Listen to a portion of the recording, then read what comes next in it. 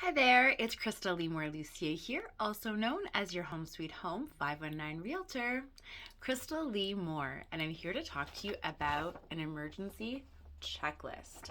So, as we've heard, and our hearts are with so many people in Canada and the US with the horrible forest fires that have been kind of ravaging through, and we hear people are given kind of an hour, half an hour, minutes just to collect all their belongings that they might need forever.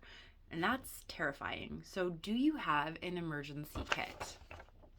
It's a good idea just to have something on hand. So, water to last up to 3 days, non perishable food, can opener, disposable plates and utensils, toilet paper, first aid kit, flashlights, batteries, lighters, battery operated chargers for phones and the like, medications, waterproof blankets or sleeping bags, driver's license and identification, especially passports, because I was just hearing that Service Canada is going to help people expedite replacing all of their documents that were lost, but that's going to take time. And if you had to leave or go out of the country or anything, what do you do?